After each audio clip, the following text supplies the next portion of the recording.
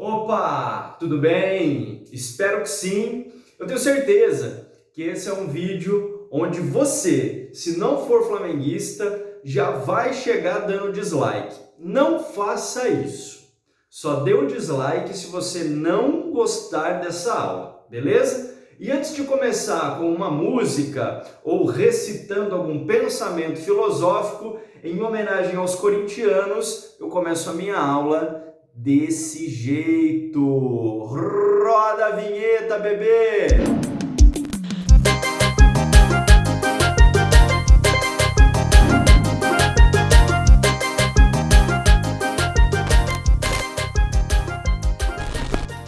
Bom, pessoal, antes de tudo, já chega dando o like, já chega apertando no gostei, não esquece da inscrição e não esqueça de compartilhar o conhecimento. Sempre lembrando, se nós chegarmos a 3.000 inscritos até o dia 18 de março, para você que vai fazer a prova do concurso da Polícia Militar do Estado do Paraná, terá duas lives de 2 horas, uma de História do Paraná e uma de História do Brasil. Então, se nós chegarmos a 3.000 inscritos até o dia 18, não esqueçam que nós teremos 2 lives. Então, até o dia 18 de março de 2021, nós precisamos chegar a 3.000 inscritos, certo?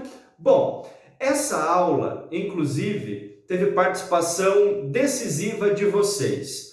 Tanto no meu Instagram profissional, sigam porque ele está aqui na descrição do vídeo, quanto na aba comunidade do YouTube, quanto no nosso grupo do Telegram, que o link também está na descrição do vídeo, eu pedi a opinião de vocês. Eu pedi realmente uma sugestão para vocês. Se vocês desejariam que esse tema, queda da monarquia, fosse trabalhado em uma aula de 40 minutos ou em 2 aulas de 25 minutos. E a escolha predominante foi 2 aulas de 25 minutos. A maioria no Telegram, a maioria no Instagram e a maioria no YouTube decidiu a aula em 2 partes de 25 minutos e é exatamente isso que faremos nessa aula, certo?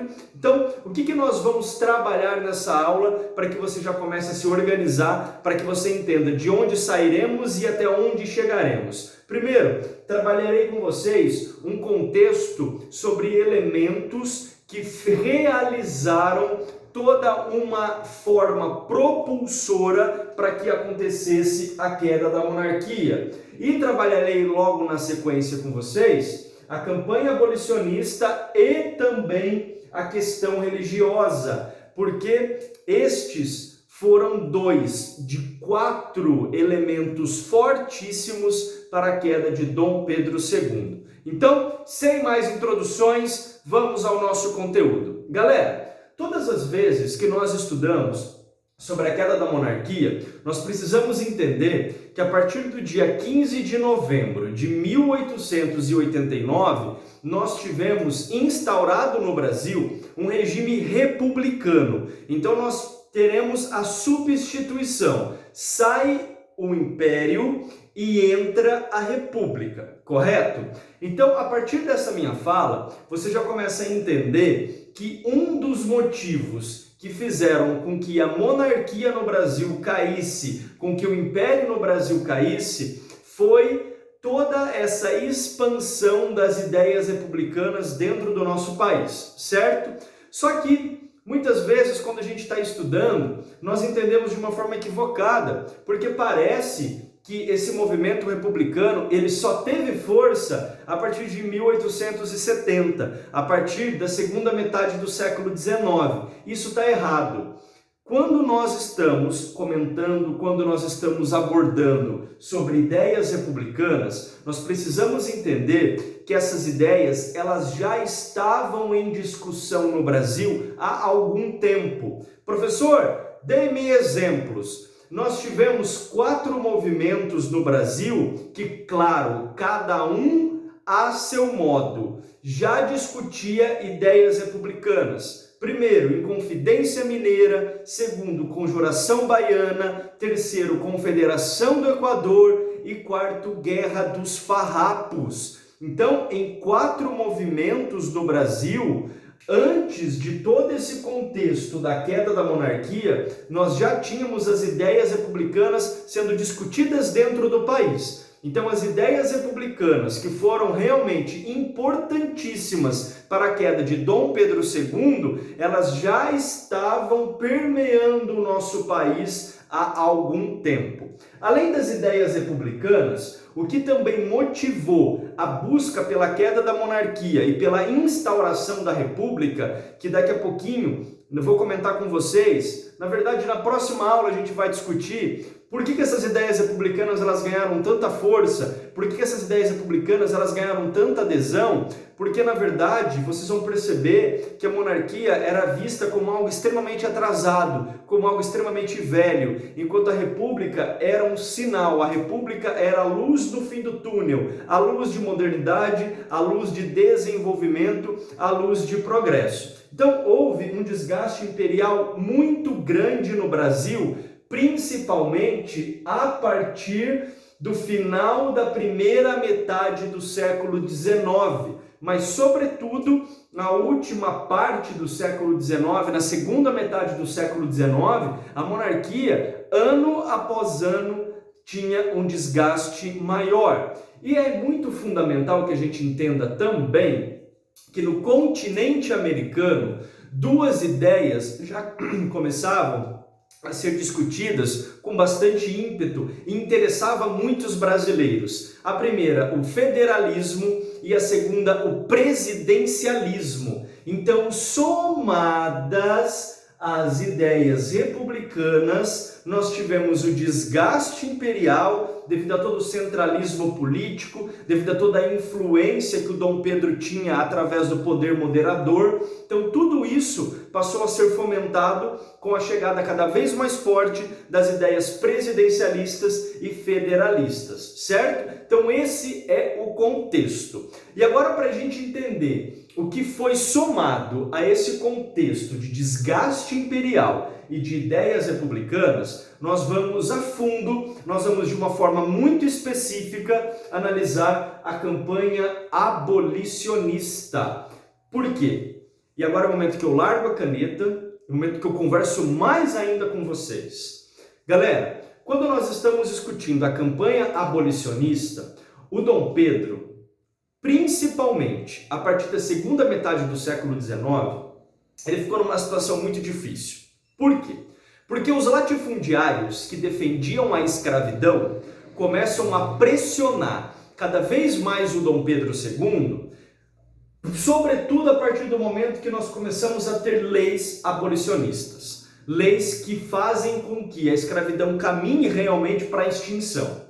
Então esses latifundiários, eles pressionavam muito Dom Pedro II, porque primeiro, se a escravidão vai acabar, vocês vão nos indenizar, vai ter um apoio governamental para que a gente substitua essa mão de obra? Então a primeira questão era essa. E por um outro lado, Dom Pedro II enfrentava também uma pressão por parte, sobretudo, dos latifundiários com mentalidade mais moderna, com mentalidade mais direcionada à substituição da mão de obra escrava pela mão de obra assalariada, principalmente as pessoas, os latifundiários que viviam e que produziam no Oeste Paulista, porque eles passam a pressionar a monarquia brasileira no sentido de: vocês não estão se esforçando o suficiente para acabar a escravidão no Brasil. Então vocês estão entendendo que praticamente tudo que o Dom Pedro II fizesse, ele estaria desagradando a algum grupo, e isso fez com que o seu governo fosse cada vez desmoronando mais, porque não havia um consenso, porque não havia um conjunto de ideias que agradasse aos dois lados. Então vocês vão entender que essa campanha abolicionista,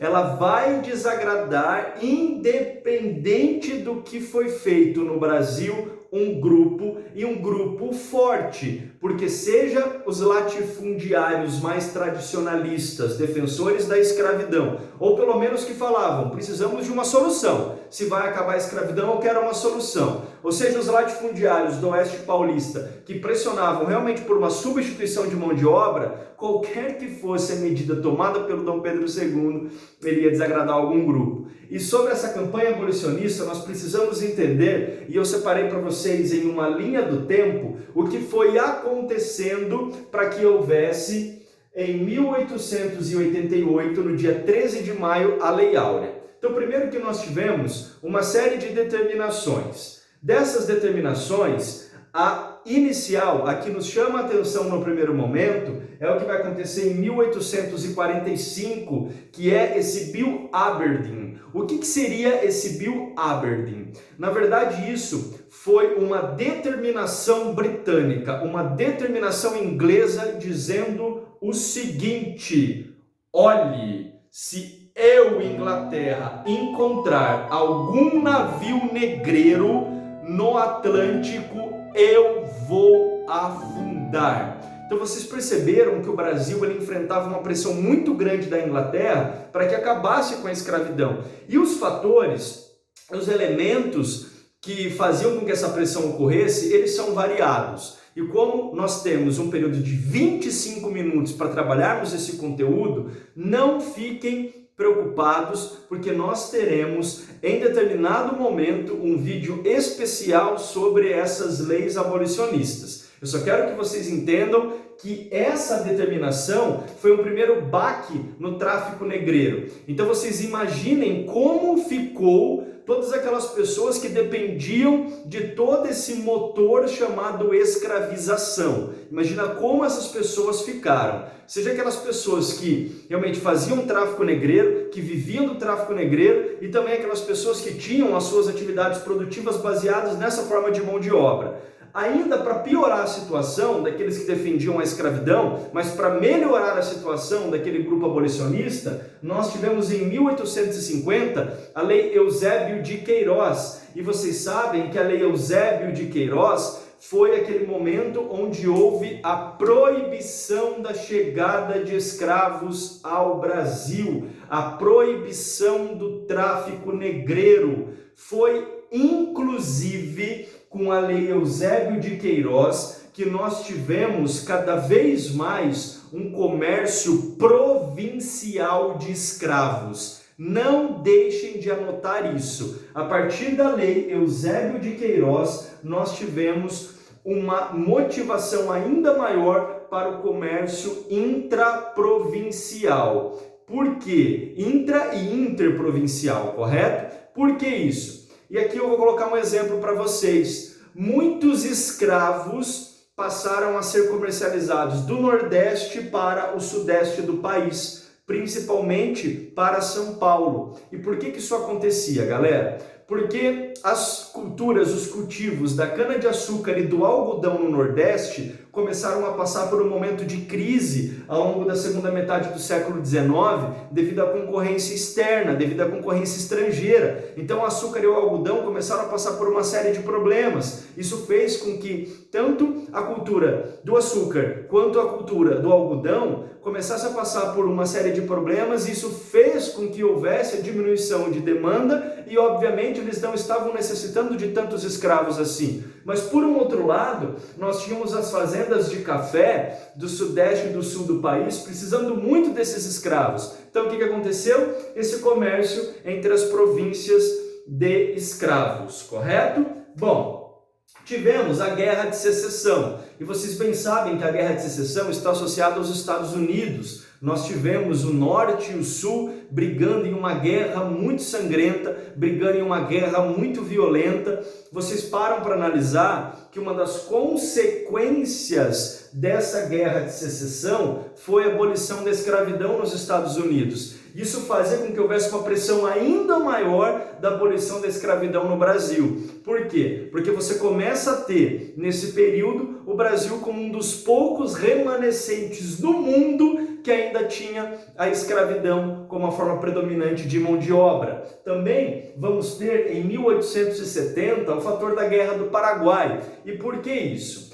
A Guerra do Paraguai é muito interessante nesse contexto do movimento abolicionista. Porque a partir do momento que nós tivemos a Guerra do Paraguai e que inclusive nós tivemos que libertar alguns escravos que participaram da Guerra do Paraguai, porque o Brasil nesse período não tem um exército como nós temos hoje organizado. Então aconteceu a guerra, eles começaram a buscar pessoas para ingressar nos pelotões e nos batalhões dos exércitos. E para isso houve realmente uma espécie de uma troca, ou seja, você é um escravo, você participa desse conflito, se você sobreviver e você retornar ao Brasil, você automaticamente vai estar livre. É como se fosse realmente um voluntário da pátria, ou seja, lute e se você não morrer, você tem liberdade. E eles lutaram bravamente no exército brasileiro. Isso fez com que, inclusive, os militares passassem a olhar com outros olhos os escravos, os negros no Brasil, e passasse também a ser um dos grandes agentes nessa campanha abolicionista. Então vocês estão notando que pouco a pouco a escravidão vai sendo minada no Brasil. Então imagina aqueles grupos tradicionalistas que defendiam a escravidão, como eles começam a pressionar o Dom Pedro II. Para piorar para Dom Pedro II, nós tivemos em 1871 a Lei do Ventre Livre. Essa lei dizia o seguinte, prestem atenção agora. Essa lei que, a nível de curiosidade, teve os votos desfavoráveis, ou seja, que não queriam essa lei, do Rio de Janeiro, de São Paulo, Minas Gerais, Espírito Santo e Rio Grande do Sul. Então nós tivemos 5 províncias que votaram de modo desfavorável, mas a lei ela passou, correto? A lei ela aconteceu. Essa lei, ela dizia, além de outras coisas, que outras coisas eram essas? Primeiro, ela criava um fundo de emancipação para a compra de alforria de escravos. Esse fundo seria alimentado por doações e ou impostos, certo? Por doações e impostos. Professor, mas como que funcionava essa negociação entre o senhor de escravos e o escravo em relação ao valor da alforria? Como que funcionava isso? Como eles negociavam? E se eles não entravam num acordo? Se não havia acordo entre o senhor de escravo e o escravo sobre o valor da alforria, era o Estado que mediava, era o governo que mediava e decretava um valor para que houvesse alforria. Nós tivemos também, com a Lei do Ventre Livre, um recenseamento, uma coleta de informações sobre a escravidão no Brasil. Isso fez com que nós tivéssemos uma farta documentação, inclusive, sobre a escravidão nesse período. E o principal, que dá inclusive nome à lei: todos os filhos de escravos que nascessem a partir da lei estariam livres, com uma exceção, com um asterisco. Você nasceu, você está livre. Mas era necessário, até os 8 anos, você ficar sob cuidados do proprietário dos seus pais. Então você nasceu, você criancinha nasceu, você está livre. Só que até os 8 anos, você fica sob a propriedade do proprietário dos seus pais. Por um outro lado, a partir dos 8 anos, você poderia escolher, você é proprietário de escravos. Ou você libertava aquele menino. Então imagina só, você libertar um menino de 8 anos e deixar sob a tutela do Estado. Ou seja, agora esse menininho está livre. Ou você poderia libertar, em troca ter uma indenização. Então você liberta e tem uma indenização. Você liberta o menininho e pega uma coleta de dinheiro. Ou você poderia, a nível de indenização, usar o trabalho desse menininho até ele completar 21 anos. Desse menininho ou dessa menininha, né? Até completar 21 anos. Então vocês perceberam? Com 8 anos era escolha derradeira. Ou você libertava e pegava um dinheiro, ou você falava, não, pera lá, vamos negociar. Você fica aqui com o tio até os 21 anos, enquanto isso eu vou usando a sua mão de obra. Era basicamente isso a Lei do Ventre Livre. Isso foi mais um baque para o Dom Pedro II e mais uma vitória para a campanha abolicionista. Nós tivemos, isso aqui foi muito interessante, pouca gente sabe, em 1884, olha como que as províncias elas já estavam realmente sobrecarregadas com essa questão da escravidão. Em 1884, nós tivemos a abolição da escravidão nas províncias do Ceará e Amazonas. Então, antes mesmo da Lei Áurea, nós já tivemos no Ceará e no Amazonas uma lei provincial para a abolição da escravidão. E já caminhando para a finaleira, para a finalização da campanha abolicionista, mas antes você não vai esquecer, você tem que curtir, você tem que se inscrever e você tem que compartilhar o conhecimento. Isso ajuda com que nós possamos continuar sempre fornecendo as melhores aulas possíveis de uma maneira gratuita para você aí que está nos acompanhando, para você aí que está nos assistindo. Mas vamos voltar, porque aqui nós tivemos uma série de leis nessa campanha abolicionista. E, por um outro lado, temos a continuidade dessas leis abolicionistas. Em 1885, temos a Lei dos Sexagenários, que basicamente dizia o seguinte: a partir dos 60 anos, meu jovem, minha senhora, meu senhor, você está livre! Goze da sua liberdade. A questão é, qual escravo que passava de 50 anos de idade? Qual escravo que chegava na casa de 60 anos de idade?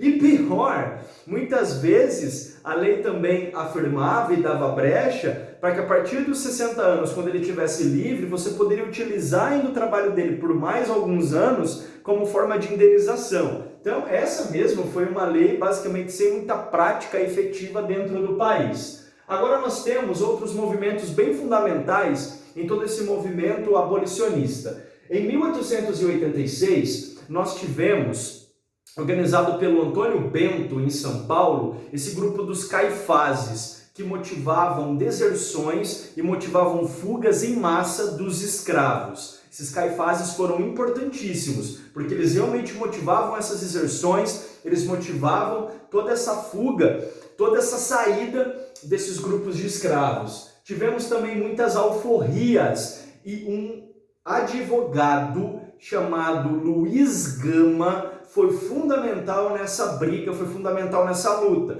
porque muitos escravos ou grupo de escravos entravam na justiça, conseguiam isso, e não era tão raro assim, e buscavam realmente ter essa liberdade. Juntavam documentos, provavam uma série de situações e buscavam ter a liberdade. E o Luiz Gama era um desses advogados dos escravos. O Luiz Gama, a partir do seu trabalho, ele conseguiu libertar mais de 500 escravos. Então vocês estão percebendo como que a escravidão ela vai sendo minada pouco a pouco. Tivemos também, obviamente, muitas fugas de escravos nesse período. Chegou um momento, sobretudo a partir da metade da década de 70 do século XIX, onde o exército que estava ao lado da campanha abolicionista, alguns setores do exército falou: nós não vamos mais atrás de escravos fugidos. Se o escravo fugiu, você, proprietário, se vira. Nós estamos pressionando para o final da escravidão. Você não está nos apoiando, então se o seu escravo fugir, você se vira. E também tínhamos, como eu já falei no começo da aula, toda essa mudança de mentalidade dos latifundiários e dos agricultores e dos proprietários de terra do Oeste Paulista, que estavam pressionando o governo, porque eles tinham uma mentalidade um pouquinho diferenciada em relação à mão de obra. Eles já estavam direcionados para a mão de obra assalariada e não mais para a mão de obra escravocrata. Então vocês estão percebendo que todo esse conjunto de fatores fez com que em 1888, no dia 13 de maio, pela Lei 3.353, a Princesa Isabel assinando a Lei Áurea no Brasil. Bom, esse movimento abolicionista, ele enfraqueceu ainda mais o Dom Pedro II, por fatores que eu já expliquei para vocês no início da minha explanação. Vocês estão notando que ora ele desagradava um grupo, ora desagradava outro grupo. Para aqueles abolicionistas, esse processo foi muito demorado, esse processo foi muito moroso, esse processo foi muito lento, e para aqueles que defendiam a escravidão, isso foi algo completamente sem sentido, até porque quando esses escravos eles passaram a ficar livres a partir da Lei Áurea, não houve um conjunto de indenizações para os proprietários de escravos que agora teriam que libertar aquela sua mão de obra. E para enfraquecer ainda mais o governo, nós tivemos a questão religiosa. A questão religiosa você só consegue compreender se você buscar os seus estudos sobre Segundo Reinado. E sobre o segundo reinado, você com certeza vai estudar dois elementos do governo.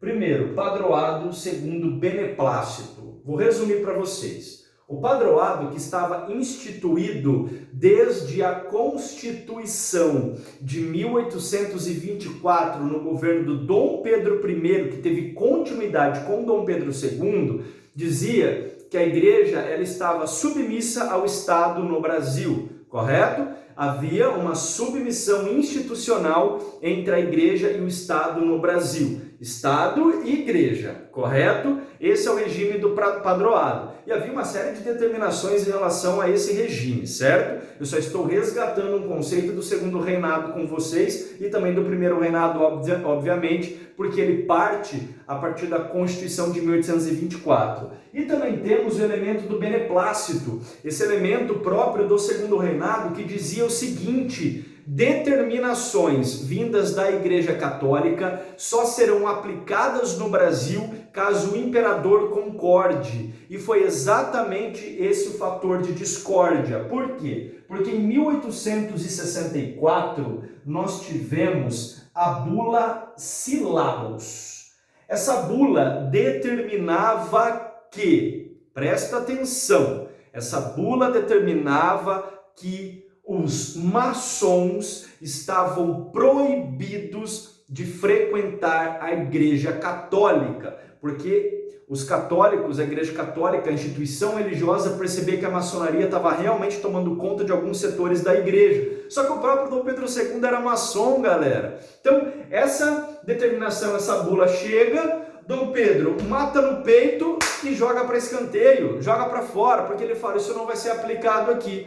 Só que nós tivemos dois religiosos, um em Olinda e outro em Belém, que simplesmente deram um dane-se Dom Pedro II, vou acatar as decisões do Papa, e realmente colocaram em prática a proibição. Esses dois foram punidos, foram presos e inclusive colocados a realizar trabalhos forçados por determinação do imperador. Meses depois eles foram anistiados, mas isso fez com que houvesse um rompimento muito grande entre igreja e entre Dom Pedro II. E a igreja passa nesse momento a defender cada vez mais as ideias republicanas, porque eles entendiam que a partir da república nós teríamos uma separação institucional entre igreja e Estado, e o Estado não influenciando mais nos setores religiosos, nos setores da igreja, correto? Bom, espero que vocês tenham entendido. Chegamos agora, então, ao final da aula, depois de analisarmos esses dois elementos cruciais, tanto a campanha abolicionista quanto a questão religiosa, e que colaboraram em muito para a queda da monarquia. Na próxima aula, vamos analisar a questão republicana, a questão militar e quando ocorre o 15 de novembro de 1889 e instaura-se no Brasil a República, certo? Bom, espero que tenham gostado. Se você gostou, você já sabe, curte o vídeo, se inscreve no canal, compartilhe o conhecimento. Nós estamos com um índice de 50%, diminuiu um pouquinho, mas 50% de quem assiste os nossos vídeos não está inscrito. Se inscreva porque é importante para a gente continuar compartilhando, espalhando o conhecimento. Beleza? Muito obrigado, se atentem às informações na descrição do vídeo e até mais. E para os corintianos, não esqueçam,